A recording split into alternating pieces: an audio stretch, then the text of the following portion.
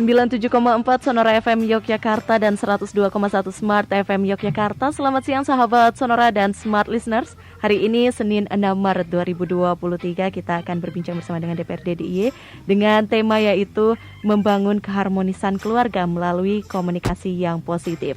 Kita bahas bersama dengan Kepala DP3AP2 DIY Ibu Erlina Hidayati dan juga anggota DPRD DIY Bapak Nurkolis Suharman SIPMSI. Dan untuk sahabat Sonora dan Smart Listeners yang ingin bergabung di kesempatan kali ini, tentunya Anda dapat bergabung melalui telepon di 557762 dan juga SMS dan WhatsApp di 081754832000. Baik sahabat Sonora dan Smart Listeners, sebelum kita memulai perbincangan kita di kesempatan kali ini, kita akan sapa dulu narasumber kita yang sudah hadir. Ada Bapak Nurkolis dan juga Ibu Erlina. Selamat siang Bapak Ibu, apa kabar? Alhamdulillah sehat. Salam sehat untuk semuanya. Iya, selamat siang juga sahabat Sonora dan Smart Listeners. Oke, baik. Di kesempatan kali ini kita membahas terkait dengan membangun keharmonisan keluarga melalui komunikasi yang positif gitu ya. Tentunya ini harus dibangun sejak dini gitu ya Bapak Ibu. Betul, ya? Harus dibangun gitu. Harus dibangun dan juga harus diajarkan juga ya sejak dini begitu. Nah, boleh nih tanggapan Ibu Erlina dan juga Bapak Nurkolis terkait dengan tema kita hari ini, monggo. Monggo Bapak Nurkolis. Oh, saya dulu. Iya. Sebenarnya Bu Eria dulu. Jadi first, nggak apa-apa. Jadi gini, sahabat Sonora semua dan juga para pendengar. Jadi kalau kita bicara masalah keluarga, ini memang kunci keharmonisan adalah komunikasi. Ya, komunikasi adalah salah satu faktor utama dalam kita memberikan suatu kenyamanan, ketentraman dalam suatu keluarga. Karena dengan komunikasi yang enak dan nyaman, ini semua akan jadi lebih lebih tentram, lebih nyaman, lebih enjoy dalam berhubungan sesama anggota keluarga. Mungkin pertama itu dulu yang saya sampaikan. Ya, dan komunikasi ini tidak harus verbal ya, karena juga ada anggota-anggota keluarga, anggota warga masyarakat kita yang tidak menggunakan komunikasi verbal, misalnya bahasa isyarat dan sebagainya. Artinya komunikasi secara luas, apapun caranya, begitu ya. Sehingga seperti yang disampaikan Pak Nurkolis tadi, penting, sangat penting, karena dengan komunikasi itulah kita menyampaikan sesuatu dan mendengar sesuatu, termasuk juga rembukan sesuatu gitu ya, menyepakati sesuatu dan sebagainya untuk kenyamanan bersama sebetulnya. Jadi nggak ada yang kucing-kucingan gitu ya, Bu Erlina dan juga Pak Nurkolis. Biasanya kalau kita komunikasinya kurang baik, jadi sering bohong gitu ya. Ya termasuk kalau menyampaikan sesuatu secara tidak nyaman itu kan juga yang menerima juga tidak nyaman juga gitu. Akhirnya kan tujuan tercapainya komunikasi menjadi tidak dapat gitu ya, tidak tercapai. Gitu. Oke, baik seperti itu. Nah, bagaimana sih cara kita bisa mengatasi krisis komunikasi ini dalam keluarga gitu, Ibu Erlina dan juga Bapak Nurkolis, monggo. Ya, mengatasi krisis sudah tentu karena komunikasi itu kan dalam rangka kita menyampaikan sesuatu supaya apa yang kita sampaikan itu diterima dengan baik.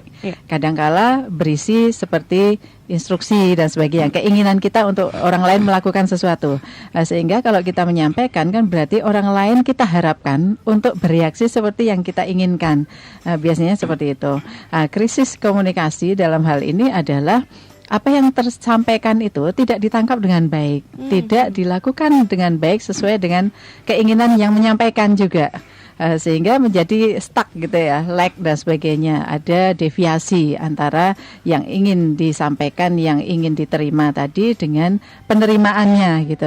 Ada deviasinya gitu. Nah, ini yang kemudian menjadi tidak tercapai apa yang menjadi tujuan dari komunikasi. Nah, tidak tercapainya tujuan komunikasi itu akan berdampak banyak gitu ya. Sehingga apa yang diinginkan, disepakati, dilakukan dan sebagainya menjadi tidak dilakukan gitu. Ya tidak dilakukannya ini kan akan mengganggu keharmonisan, mengganggu tata cara misalnya, mengganggu proses yang diinginkan dan sebagainya. Nah itu yang akan mengganggu juga tujuan dari keluarga itu sendiri, apa yang ingin dicapai tadi. Oke, seperti itu gitu. Nah, mungkin pertanyaan untuk Bapak Nurholis gitu ya. Bagaimana sih cara kita bisa mencocokkan diri dengan orang lain? Apakah kita boleh ini memaksakan prinsip dengan orang lain ini, Bapak? Menurut Bapak Nurholis sendiri seperti apa?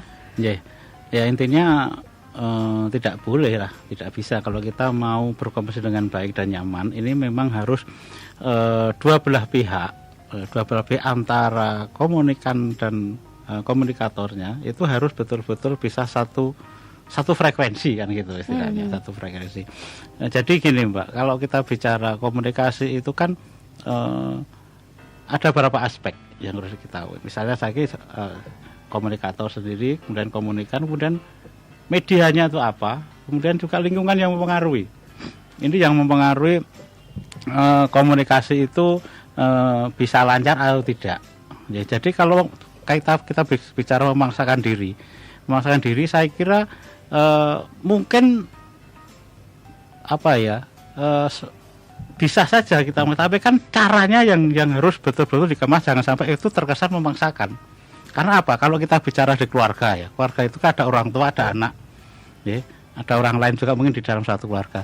Nah, kalau memang prinsip-prinsip yang itu harus dipasarkan kepada anak dalam rangka pendidikan, dalam rangka membina atau membentuk budi pekerti mental, itu juga harus dipasarkan. Tapi cara memasarkan itu harus dengan komunikasi yang baik, yang betul-betul itu bisa diterima.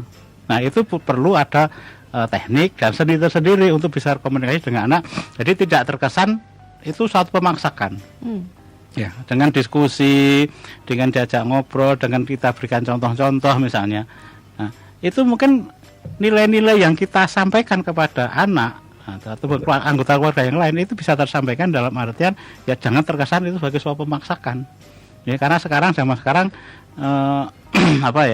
masing-masing sudah banyak mendapat informasi dari berbagai media. Ini kalau ada pemaksaan mereka juga akan memberontak atau mungkin menolak dengan keras itu, dengan sikap-sikap yang mungkin tidak kita harapkan. Itu juga menjadi dampak yang mungkin tidak bagus dalam berkomunikasi atau dalam harmonisasi dalam keluarga.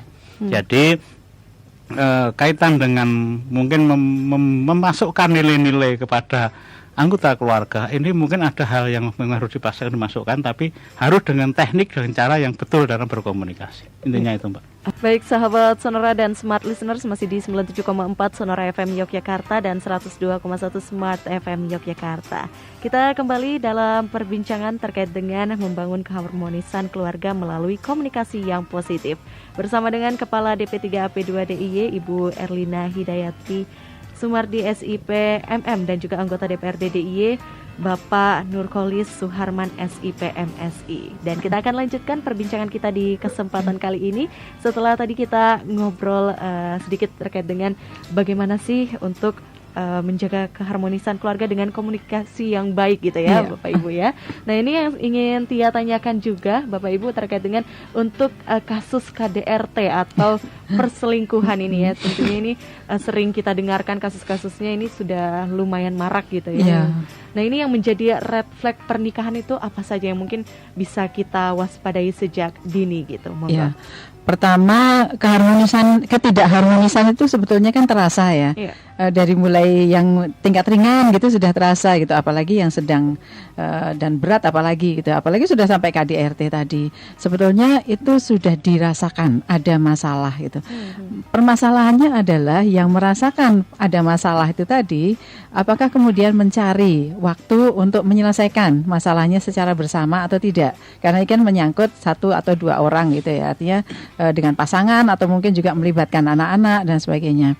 Nah, ketika permasalahan itu tidak diselesaikan dari awal, maka sangat mungkin kemudian bertambah levelnya gitu, level permasalahannya menjadi lebih sulit untuk dicarikan solusi-solusi bersamanya gitu.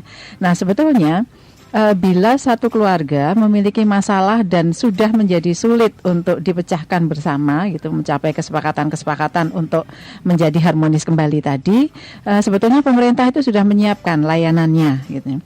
Di masing-masing kabupaten kota sudah ada pusat pembelajaran keluarga. Di DIY, di Pemda DIY pun juga menyediakan layanan ini, baik yang bersifat telekonseling, itu ada T-Saga DIY, bisa di googling ya masing-masing itu T-Saga DIY gitu. Itu juga kami siapkan petugas-petugasnya, para sarjana psikologi di situ, konselor-konselor yang sudah dilatih. Kemudian juga kami memiliki pusat pembelajaran keluarga, jadi ada telekonselingnya, ada juga yang offline-nya gitu ya. Untuk para warga yang memiliki masalah di dalam keluarga yang sudah mengarah pada konflik tadi itu, untuk mencari penyelesaiannya secara bersama, karena seringkali diperlukan mediasi gitu ya. Atau bisa sendiri dulu gitu untuk kemudian ngobrol dengan konselor, atau kemudian bersama-sama dengan yang punya yang menjadi target masalah tadi itu. Kemudian bisa dilakukan mediasi, bisa dilakukan konseling. Bila diperlukan bahkan kami juga memiliki psikolog klinis ya, yang bisa membantu untuk terapi begitu, supaya komunikasinya menjadi positif kembali gitu ya. Sehingga kemudian permasalahan-permasalahan yang menjadi ganjalan tadi itu terselesaikan, dan kemudian ada kesepakatan-kesepakatan baru untuk membangun lagi komunikasi, untuk mengharmoniskan relasi dan sebagainya. Karena kan tujuan itu kan harus sama sepakat gitu ya. Kemudian proses menuju tujuan itu juga harus diperhatikan benar gitu. Maka ya hal-hal seperti itu kan bila tidak mampu dilakukan sendiri, maka harus diajari gitu ya, didampingi dan sebagainya. Itulah gunanya konselor-konselor ini, konselor keluarga, maupun bila diperlukan psikolog tadi untuk mendampingi keluarga. Begitu, itu pun juga berlaku bila permasalahannya itu misalnya terhadap anak-anak, artinya orang tua terhadap anak gitu ya, dalam hal mengasuh dan sebagainya, itu juga bisa cari pertolongan petugas profesional seperti itu. Gampang kok bisa mengaksesnya, bisa melalui HP-nya masing-masing, ada nomor WA-nya juga, atau melalui media sosial semua ada gitu, baik T-Saga maupun Puspaga tadi. Kalau mau hadir langsung juga boleh. Kantor kami kalau Puspaga DIY itu ada di samping kantor kami di Jalan Tentara Rakyat Mataram. Yang di Puspaganya Kabupaten Kota, tinggal googling aja nanti ketemu alamatnya, bisa langsung ke sana. Oke, seperti itu. Jadi sebenarnya gampang untuk terkait dengan konsultasi iya, gitu ya, Bu, dan ya? bila diperlukan berkali-kali juga boleh kok gitu, sampai kemudian keharmonisan keluarga itu bisa tercapai kembali. Iya. Oke, nah Dan gini Mbak, kalau kita bicara KDRT atau sampai ke perceraian itu sebenarnya sumbernya adalah egoisme, ya, egoisme masing-masing anggota keluarga. Jadi kalau kita bisa menurunkan ego kita, ya, atau pasangan kita, atau mungkin ya anggota keluarga yang ada, itu harus betul-betul kita turunkan semua, kita kebersamaan, saya kira itu tidak akan terjadi.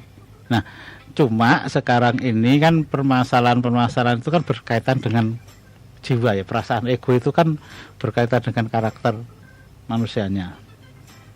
Apakah itu bisa nanti diturunkan dan enggak dan sebagainya, itu yang nanti tugasnya kalau memang tidak bisa kan melalui Puspaga, melalui T-Saga, itu yang bisa diajak diskusi. Karena apa, kalau kita sudah ego kita sudah merasa benar sendiri, merasa kuasa sendiri, merasa pintar sendiri, nah itu kan hal itulah yang sering mengganggu komunikasi ya, sama-sama KDR dan sebagainya. Karena orang tua yang merasa yang membesarkan, yang membiayai misalnya terkait dengan anak ya, mungkin bisa terjadi KDRT, atau mungkin juga anak merasa lebih pintar dari orang tuanya sehingga nggak mau dikasih masukan dan sebagainya, itu juga terjadi. Ya, terjadi kan hal semacam. Nanti kan ada kesenjangan kaitan dengan egoisme daripada masing-masing anggota keluarga. Nah, inilah yang seperlunya kita manage tentang egosentrisme masing-masing anggota ini, sehingga semua bisa sejajar, semua bisa dianggap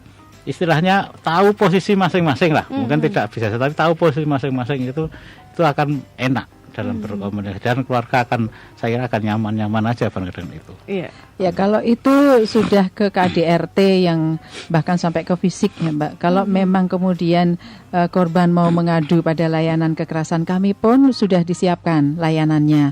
Di kabupaten kota ada UPT PPA gitu ya. Kemudian di provinsi juga di DIY, Pemda DIY juga menyediakan layanan itu di UPT PPA kami gitu.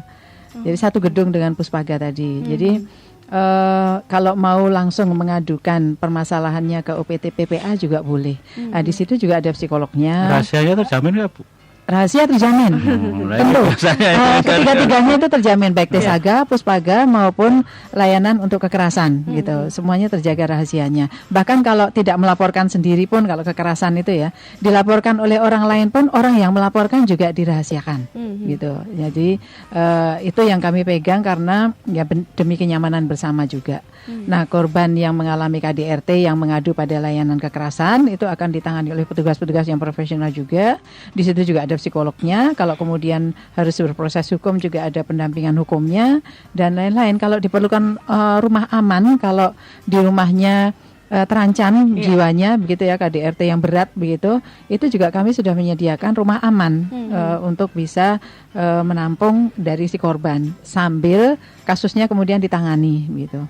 Nah, kalau KDRT-nya sudah mengarah fisik yang menimbulkan luka-luka tadi yang harus dibawa ke layanan kesehatan, sudah siap semua layanan kesehatannya untuk membantu dan digratiskan semua. Oke, seperti itu. Jadi kerahasiaannya juga aman gitu ya, Bapak Ibu ya. Nah ini kenapa sih masih ada mungkin warga masyarakat yang ragu gitu untuk berkonsultasi gitu, Bapak Ibu ya. Padahal sebenarnya sudah ada layanannya dan juga rahasia terjamin aman. Tapi mungkin masih merasa gitu ya, Bapak Ibu ya, kalau misalnya masalah dalam keluarga itu ya harus diselesaikan dalam keluarga saja gitu ya. Nah, itu kadang-kala kendalanya di situ. Pertama, merasa bisa menyelesaikan sendiri, tetapi ternyata tidak berhasil dan bahkan kemudian sampai ke fisik tadi ya, kekerasan fisik. Yang kedua, merasa itu aib. Sehingga dipendam sendiri, tidak disampaikan ke siapapun gitu ya. Yang ketiga, merasa lebih baik saya sampaikan ke saudara sendiri atau ke teman sendiri gitu. Tapi kan seringkali malah justru tidak terselesaikan, malah sangat mungkin juga bisa menjadi berat gitu ya, dengan tidak terselesaikan itu gitu. Dan biasanya rahasianya menjadi tidak terjamin ya Pak Nur kalau saya sampai kemana-mana. Yang terpenting jangan sampai curhat pada teman yang lain jenis. Itu biasanya menghasilkan masalah baru. Ini bibit-bibitnya kan di situ. Nah ini makanya sebenarnya pemerintah sudah menyiapkan itu. Tapi juga tidak mudah seperti disampaikan Bu Erina. Karena apa? Kalau kita konsultasi harusnya kan dua pihak ya. Dua pihak diajak kalau misalnya untuk bisa komunikasi. Tapi mungkin satu pihak pengen, satu pihak ya tadi karena egois merasa saya menurut apa sudah benar kok harus konsultasi ya. Ada macam ini yang sering terjadi di keluarga itu sehingga untuk bisa bareng-bareng konsultasi itu perlu kebesaran hati. Jadi memang itu penting seperti yang disampaikan Pak Nurholis tadi ya, dua-duanya gitu. Tetapi bila kemudian si korban istilahnya ya itu kemudian mengakses pada layanan tadi, nanti di dalam proses layanannya apa yang dilayani tadi juga kemudian akan melibatkan pihak yang kedua tadi itu. Tetapi kalau nanti pada akhirnya tetap pihak yang kedua tadi tetap tidak mau gitu, ya akan ada tindakan-tindakan selanjutnya begitu. Yang akan dilakukan, yang penting konsultasi dulu gitu ya, dan memilih partner konsultasi yang terbaik gitu ya Bapak Ibu ya. Nah, tahapan-tahapan apa yang harus dilakukan di dalam layanan itu kan akan diputuskan gitu oleh konselor, bahkan kalau itu sudah melibatkan psikolog ya oleh psikolog gitu.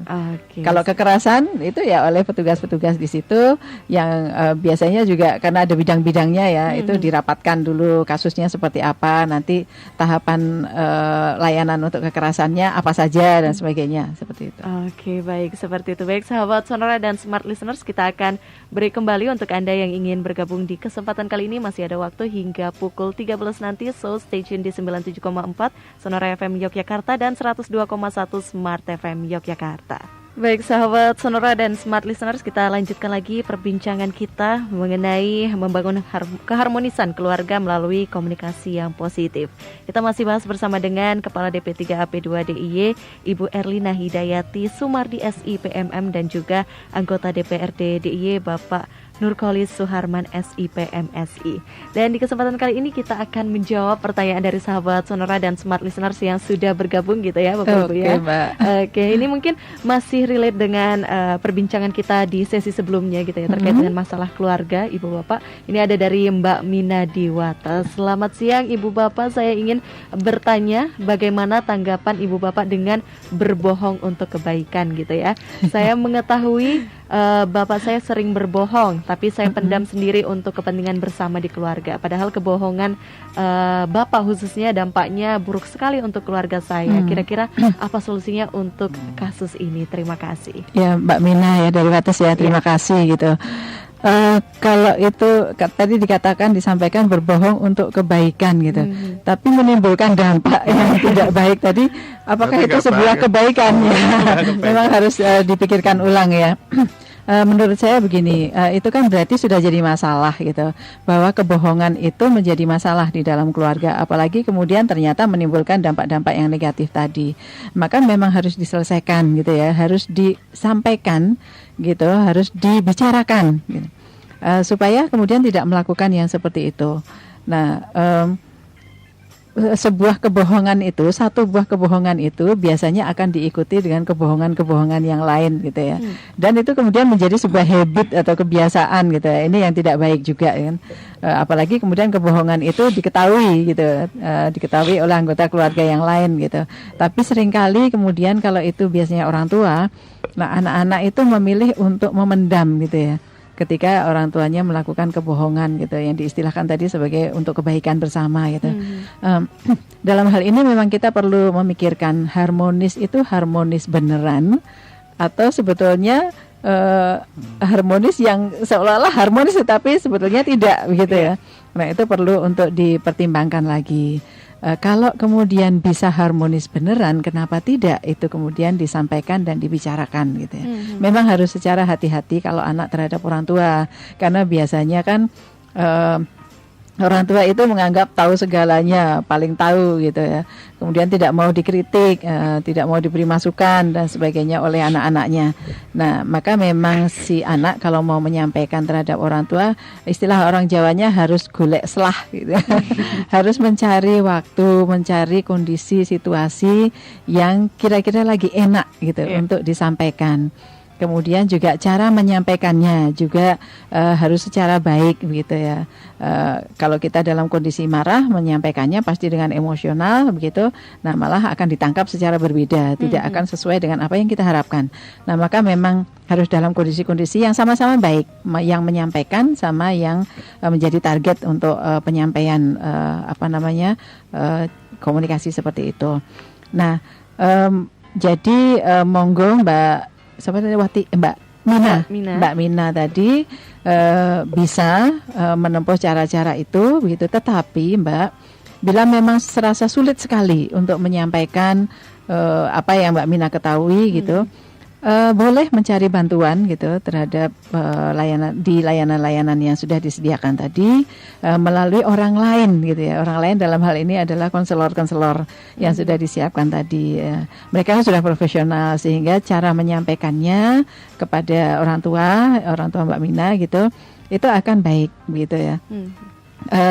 Dan terkomunikasikan secara baik. Kalau terkomunikasikan secara baik, efektif begitu, maka target kita akan bisa memahami juga dengan lebih baik gitu. Kalau enggak kan baru dengar awalannya aja sudah emosi gitu. Ngapain nasihatin ngapain ngandani dan sebagainya tadi ya. Nah, itu memang komunikasi itu unik ya. Diperlukan dua orang yang sama-sama mau untuk sefrekuensi seperti yang disampaikan oleh Pak Nurholis tadi. Oke, seperti itu. Kita beralih ke pertanyaan selanjutnya aja Bapak Ibu ya, ini dari Mbak Taridi di Jogja. Bagaimana tanggapan Bapak Ibu untuk komunikasi bagi teman-teman disabilitas, misal untuk teman-teman yang tunawicara? Terima kasih. Ini mulai dari Bapak Nurholis monggo. Ya, jadi komunikasi dengan teman-teman yang punya disabilitas itu kan memang juga harus dilakukan secara khusus juga. Apalagi tadi yang tunawicara. Nah, itu kan memang perlu ada media atau mungkin orang lain yang bisa mengkomunikasi. Kalau memang kita nggak bisa ya dengan cara-cara berkomunikasinya. Nah, tapi ini jangan sampai ini menjadi hambatan untuk tidak berkomunikasi ya. Kita tetap harus berkomunikasi, mereka juga perlu informasi, perlu komunikasi, tapi kalau memang ada punya keterbatasan, kita juga harus berusaha untuk mendapatkan media yang memang itu bisa untuk menjembatani komunikasi. Ya, kalau memang kita tidak bisa, misalnya dalam satu keluarga ya, keluarga ya orang tua ya harus belajar. Ya. Dan saya kira ikatan batin berkomunikasi kan bukan tidak hanya tadi Bu, tidak hanya verbal, ikatan batin juga bisa komunikasi itu. Tapi hal-hal yang memang harus disampaikan secara verbal itu juga harus disampaikan. Makanya kalau memang kita punya keluarga yang punya disabilitas itu ya kita harus mau tidak mau harus belajar untuk mengikuti mereka untuk bisa berkomunikasi. Ya, kalau memang tidak belum bisa kita ada layanan untuk itu. Ya, kita dengan di sekolah-sekolah itu kan bisa tuh belajar untuk itu. Nah, dan mereka juga nanti kalau memang yang mempunyai disabilitas itu juga akan diajak untuk bisa berkomunikasi layaknya kita yang normal. Ya. Jadi dengan tekun mereka akan bisa. Jadi tetap harus komunikasi terjalin dan tidak harus komunikasi dengan ngomong kok ya. Iya. Dengan kode, dengan isyarat dan macam-macam itu kan bisa. Komunikasi tetap harus bisa. Sekarang ada HP, misalnya kan itu. Komunikasi lewat tulisan juga sangat mudah. Tapi harus jangan sampai terus karena mereka punya keterbatasan terus komunikasi terhenti itu jangan akan menimbulkan permasalahan lebih besar lagi kalau tadi. Sehingga harus bagaimana cara kita harus menyesuaikan teknik-teknik komunikasinya. Oke, seperti itu. Jadi tetap diusahakan gitu ya Bapak Ibu. Iya. Ya, bahkan di kantor kami itu Mbak setiap Jumat jam 1 itu ada pelatihan bahasa isyarat. Oleh teman-teman Gerkatin gitu. Saya pun ikut gitu. Jadi memang dalam rangka supaya bisa berkomunikasi dengan yang menggunakan bahasa isyarat gitu. Ini terbuka untuk umum juga, silahkan setiap jam 1 hari Jumat. Oke, seperti ini juga sholat Jumat ya, Bu. Iya. Gerakan yang baik juga untuk kita bisa berkomunikasi dengan teman-teman disabilitas gitu ya Bapak Ibu ya. Baik sahabat Sonora dan Smart Listeners, kita akan beri kembali, masih ada satu sesi lagi untuk Anda bergabung di kesempatan kali ini. Anda bisa bergabung melalui telepon di 55762 dan juga SMS dan WhatsApp di 0817548320. 97,4 Sonora FM Yogyakarta dan 102,1 Smart FM Yogyakarta. Sahabat Sonora dan Smart Listeners, kita lanjutkan lagi perbincangan kita dengan tema yaitu membangun keharmonisan keluarga melalui komunikasi yang positif bersama dengan Kepala DP3AP2 DIY Ibu Erlina Hidayati Sumardi SIPMM dan juga anggota DPRD DIY Bapak Nurkholis Suharman SIPMSI. Dan di kesempatan kali ini Bapak Ibu kita masih akan menjawab pertanyaan dari sahabat Sonora dan Smart Listeners yang sudah bergabung di WhatsApp kami gitu ya. Oke, ini ada Mbak Rahayu. Halo Sonora FM dan Smart FM.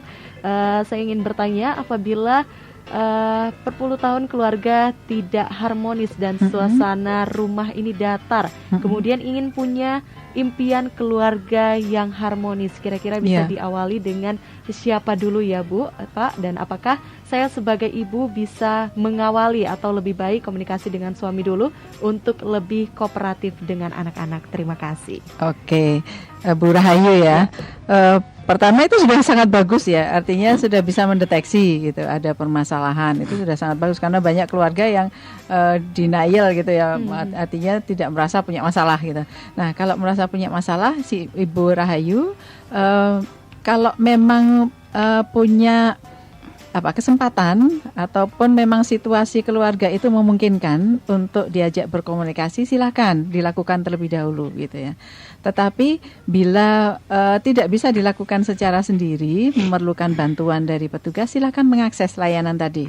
Baik itu Tesaga tinggal nelpon bisa, atau melalui media sosialnya bisa, Tesaga DIY.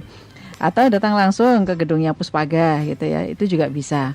Nah, di sana akan dibantu oleh petugas. Pertama diajak ngobrol dulu ya, konseling gitu, apa yang nantinya sebaiknya dilakukan oleh Ibu Rahayu. Atau kemudian bila ada langkah-langkah yang perlu untuk menghadirkan suami atau beserta anak-anak, itu juga bisa dilakukan. Jadi targetnya apa dulu yang Ibu inginkan, itu nanti dikomunikasikan terhadap petugasnya, sehingga kemudian bisa dibantu. Nah, karena mereka petugas yang sudah profesional ya ikutin aja nanti saran-sarannya seperti apa dan sebagainya. Pasti cara-caranya akan baik dan hasilnya bisa diharapkan baik. Oke, jadi nggak usah ada keraguan gitu ya. Iya. Atau mungkin gini Mbak, mungkin karena itu kan datar-datar saja, anggapannya datar-datar saja, nggak ada dinamikanya mungkin ya. Ya mungkin suatu saat kan ada kejutan-kejutan kecil lah dalam keluarga. Ya misalnya pada saat suami ulang tahun misalnya, ya dikasih perayaan ulang tahun, mengajak anak-anaknya, atau mungkin anaknya ulang tahun diberi surprise. Itu dari hal kecil semacam itu. Kemudian mungkin ya sering kegiatan-kegiatan di luar rumah bersama-sama misalnya seperti itu kan akan menimbulkan ide-ide yang mungkin nanti akan mendinamisir kegiatan itu. Memang sekarang Mbak kita rasakan juga, saya juga merasakan anak-anak sekarang itu kan cenderung di kamar ya. Di kamar tuh kalau kuliah, pulang kuliah di kamar kan itu. Makan aja sekali tidak makan bareng bersama-sama gini kan juga susah. Mereka ambil makan bawa ke kamar. Nah ini juga kita udah beritahu, kalau nggak usah dimakan di sini. Kalau hanya diomongin gitu kan juga susah. Nah, salah-satu kalau kita dengan cara makan di luar. Nah hal semacam ini. Atau mungkin kita kayak gathering lah bersama keluarga, membuat keceriaan di luar rumah bersama-sama. Ini mungkin suatu bentuk solusi ya berkaitan dengan ini. Keceriaan itu tidak mesti harus yang jauh atau gimana, mungkin karena mungkin kita keluarga sederhana ya di luar rumah, atau mungkin kalau kita di pedesaan ya kita bisa di sawah, di kebun, atau di pekarangan kita yang mungkin nggak pernah kita jenguk, kita lihat bersih-bersih bersama. Itu mungkin suatu hal semacam itu akan bisa menimbulkan suatu bentuk komunikasi, dan mungkin akan ada ide-ide berikutnya biar tidak datar-datar saja ya. Itu salah satu. Kalau memang sudah terpasang nggak bisa ya tadi solusinya ke Bu Etia tadi. Kebersamaan kan memang penting ya. Tetapi seringkali keluarga-keluarga kita itu sudah telat gitu ya, bisa mendeteksi atau mengetahui bahwa parenting saya itu salah gitu, pola asuh saya itu salah, sehingga seperti disampaikan Pak Nurholis misalnya tadi, anak-anak lebih cenderung sukanya di kamar, makan pun di kamar, berkegiatan di kamar, jarang bersama dengan anggota keluarga yang lain. Itu kan sebetulnya pola parenting yang salah ya. Tidak dibiasakan dari kecilnya dulu gitu, tapi sudah kebacut gede dan sudah perilakunya seperti itu. Nah, untuk mengembalikan supaya mau bersama-sama tadi, itu memang perlu usaha. Nah, usaha apa yang perlu dilakukan kalau tidak bisa punya ide sendiri, tidak tahu harus gimana ya langkahnya, bisa cari pertolongan tadi. Datanglah ke layanan tadi, kemudian ya bisa dikomunikasikan pada konselor, saya harus gimana ya langkah-langkahnya dan sebagainya. Seperti disampaikan Pak Nurholis, sangat mungkin nanti langkah-langkah yang disarankan misalnya ya ajak makan bersama, ajak piknik bersama, dolan bersama dan sebagainya. Tapi itu nanti tergantung dari arahan dari konselor gitu, kalau memang diperlukan untuk mencari bantuan ke konselor. Tapi nggak ada salahnya juga dicoba dulu begitu ya, mandiri gitu untuk memberikan kejutan-kejutan kecil tadi. Tetapi yang penting adalah dikomunikasikan. Nah, dikomunikasikan, diajak ngobrol lah gitu. Tujuan kita keluarga ini itu apa sih gitu kan? Supaya kemudian ada kesepakatan. Kalau di kesempatan yang sebelumnya saya selalu menyampaikan bahwa keluarga itu juga butuh rapat loh, tidak hanya di kantor gitu, tidak hanya di kelurahan dan sebagainya gitu, tapi di dalam keluarga pun butuh rapat, ketemu, sehingga kemudian bisa dibicarakan hal-hal yang dianggap menjadi masalah gitu, atau yang sudah menjadi masalah tadi, sehingga kemudian dibicarakan, dicarikan solusinya dan disepakati bersama gitu. Oke, baik. Seperti itu. Terima kasih untuk Ibu Rahayu yang sudah bergabung gitu ya. Semangat Bu Rahayu. Atau mungkin Bu Elia mungkin dikasih nomor nomor kontak atau Puspaga atau alamatnya mungkin. Bisa di googling ya, gampang gitu. T-Saga aja bisa langsung ditelepon nanti atau di WA Bu Rahayu bisa. Oke, langsung muncul gitu ya. Ini kita menjawab satu pertanyaan lagi Bapak Ibu dari sahabat Sonora dan Smart Listeners. Ini ada Mbak Pani di Dagen.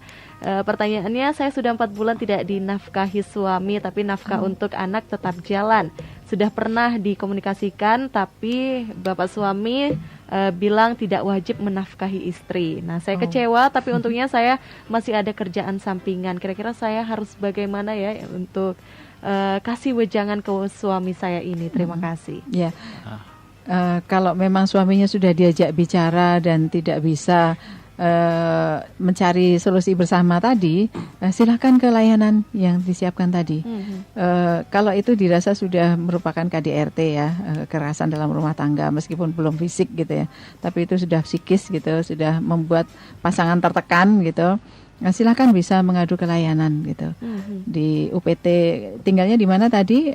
Di Dagen. Dagen itu kota ya. Kota sudah ada juga UPT PPA-nya bagus, ya. Petugas-petugasnya juga profesional gitu. Nanti akan dibantu di sana.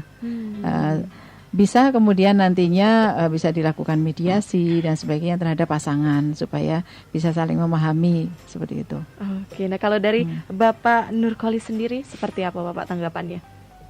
Ya, kalau tadi disampaikan berkaitan dengan nafkah anak dan nafkah istri, ya, kalau anak dinafkahi, tapi kalau istri tidak dinafkahi ya. Nah ini memang yang pertama coba karena ini kan kaitan dengan prinsip suami ya, prinsipnya suami itu agama apa kan bisa gitu. Karena di agama kan juga mungkin ada hukum-hukum kayak seperti itu ya. Ya, kaitannya bagaimana kewajiban menafkahi anak, bagaimana menafkahi mantan istri dan sebagainya. Ini kan ada hukumnya. Nah, itu coba dikaji demikian. Kira-kira seperti apa? Kalau secara hubungan ya tadi udah sampaikan Bu Erlia tadi, tapi kan itu kan mungkin suami punya prinsip yang dimana, nah itu kan kalau memang itu prinsipnya itu karena hukum agama, ya komunikasikan dengan mungkin ahli agama bagaimana dan sebagainya. Inilah yang perlu juga ada langkah-langkah konkret demikian. Oke, baik, seperti itu. Terima kasih untuk Mbak Fani di Dagen yang sudah bergabung. Baik, kita sudah hampir di penghujung acara, Ibu Erlina dan juga Bapak Nurkolis. Boleh nih untuk pesan atau harapannya ke depannya untuk sahabat Sonora dan Smart Listener terkait dengan membangun keharmonisan keluarga melalui komunikasi yang positif. Monggo. Ya, untuk berkeluarga supaya nanti hasilnya harmonis tadi ya, memang perlu dibangun kan. Semua itu memang perlu dibangun. Akan lebih baik kalau dibangunnya itu dari awal, gitu.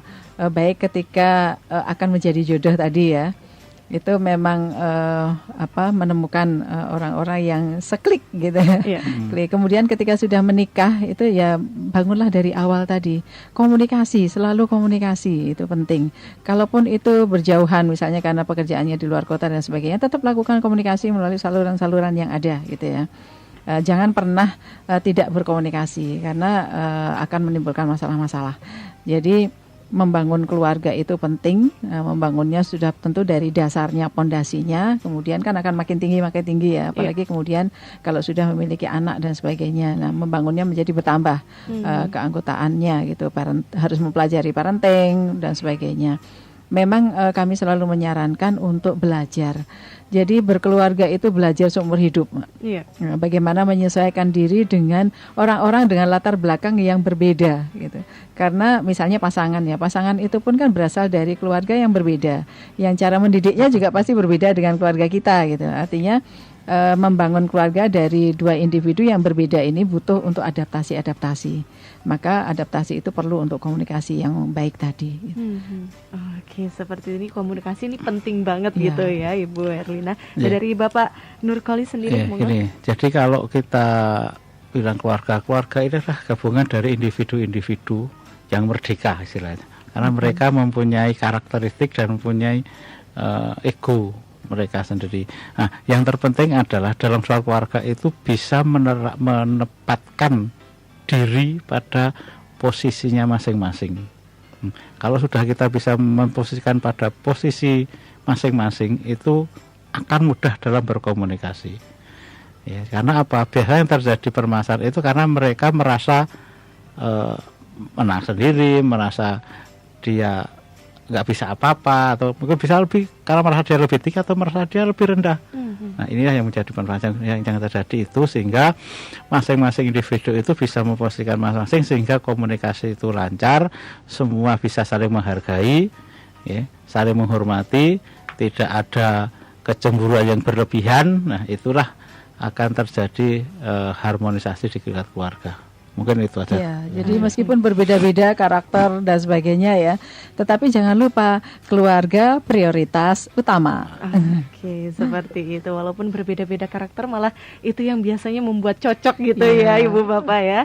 Oke, terima kasih untuk Ibu Erlina dan juga Bapak Nurkolis untuk edukasinya di kesempatan kali ini. Sama-sama. Sama-sama. Mudah-mudahan bermanfaat Amin. untuk sahabat Sonora dan Smart Listener semua. Iya, benar banget. Semoga sahabat Sonora dan Smart Listeners yang mendengarkan perbincangan kita di kesempatan kali ini lebih terbuka lagi gitu ya, Ibu Bapak, untuk berani gitu untuk mengkonsultasikan apa yang mungkin dirasa tertekan gitu ya, itu bisa dikonsultasikan seperti yang sudah disampaikan oleh Ibu Erlina dan juga. Jangan dipendam sendiri. Benar gitu ya. Banyak temennya. Oke, seperti kita tidak sendiri gitu ya. Iya. Termasuk petugas-petugas tadi, itu teman juga. Iya, gitu. Jadi jangan ada keraguan lagi. Pokoknya rahasianya juga terjamin ya, Iya, Bapak Ibu ya. pasti. Oke, seperti itu. Demikian sahabat Sonora dan Smart Listeners untuk perbincangan kita di kesempatan kali ini dengan tema yaitu membangun keharmonisan keluarga melalui komunikasi yang positif. Terima kasih atas kebersamaannya dan terima kasih juga untuk sahabat Sonora yang sudah bergabung gitu ya, yang sudah curhat juga gitu Ibu ya dan juga Bapak. Dan kita lanjutkan ke program menarik lainnya hanya di 97,4 Sonora FM Yogyakarta dan 102,1 Smart FM Yogyakarta.